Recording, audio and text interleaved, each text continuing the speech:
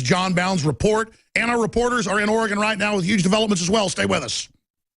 Now that the Bill of Rights have been largely destroyed by our corporatized government, President Obama has decided to go for the meat of the American Constitution. The war powers of the Constitution, Article 1, Section 8, Clause 11 of the United States Constitution, sometimes referred to as the War Powers Clause, vests in the Congress the power to declare war. This resolution is a total rewrite of the War Powers Clause of the United States Constitution. Let's be clear about that. It is essentially a declaration of international martial law, a sweeping transfer of military power to the president that will allow him or her to send U.S. troops almost anywhere in the world for almost any reason with absolutely no limitations.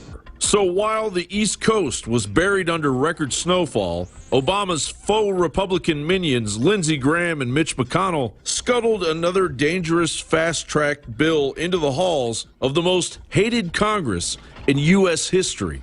The legislation makes the unconstitutional Iraq War authorization of 2002 look like a walk in the park. It will allow this president and future presidents to wage war against ISIS without restrictions on time, geographic scope, or the use of ground troops. It is a completely open-ended authorization for the president to use the military as he wishes for as long as he or she wishes. Even President Obama has expressed concern over how willing Congress is to hand him unlimited power to wage war. The Foreign Relations Committee, whose chair, Senator Bob Corker, suggested that a new authorization for use of military force was unlikely to happen and that President Obama currently has the legal authority he needs. Corker's authority was bypassed by McConnell's treasonous fast track. And Senator Lindsey Graham bleated out to reporters, if the Democrats don't want to give this to Obama, then stand up and tell me why. There may be some people running for president as Republicans who don't want this. I would be astonished that anybody seeking to be commander-in-chief wouldn't want this power. It would allow the administration to fight the terror group ISIS wherever, whenever, and however, as if the real threat of ISIS was a mystery to the American people.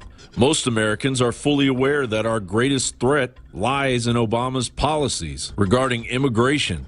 The bill isn't even warm yet, and Vice President Joe Biden is in Turkey cheerleading World War III, presenting both sides of the issue to Turkey and the American people. Our allies in the region were our largest problem in Syria.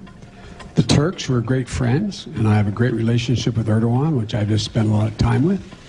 They poured hundreds of millions of dollars and thousands of tons of weapons into anyone who would fight against Assad, except that the people who were being supplied were al-Nusra and al-Qaeda and the extremist elements of jihadis coming from other parts of the world. Following World War II, the United States leadership has continually sought to foment and drive the industrial military complex machine into an unending, unconstitutional state of global war, creating the very enemies Obama's dictatorial powers would seek to suppress. We have finally reached the precipice of the total annihilation of the balance of powers that act as the foundation of our republic. Let's not get involved in constitutional arguments. President Obama is desperately attempting to disarm the public and re-engineer the United States into a lawless military state overseen by corrupt politicians on par with the horror south of our border. John Bound for Infowars.com. Former Congressman Ron Paul is coming on about the huge developments with the unprecedented authorization for military force that is a complete rewrite of the War Powers Act, transferring power from Congress to the presidency for 360 total war with boots on the ground anywhere in the world. No one has ever had a declaration like this, not even Julius Caesar or Adolf Hitler. It is wild. And folks go, well, it probably won't pass. It's was written by the leader of the Senate and is sailing through right now. Just incredible. It doesn't mean actual martial law is coming. They're just putting it on paper to do it whenever they want. It's crazy.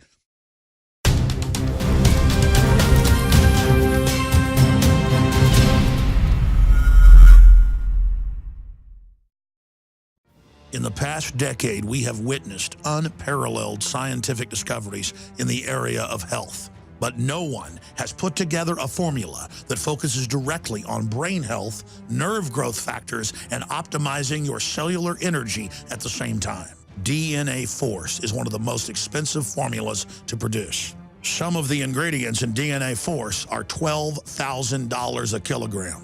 We are using the coveted, patented, only American source of PQQ, CoQ10, and more. You want the best that's out there at the lowest price anywhere? Well, we're bringing you a total win-win. The ultimate value, cutting-edge, trailblazing game changer that also supports the InfoWar.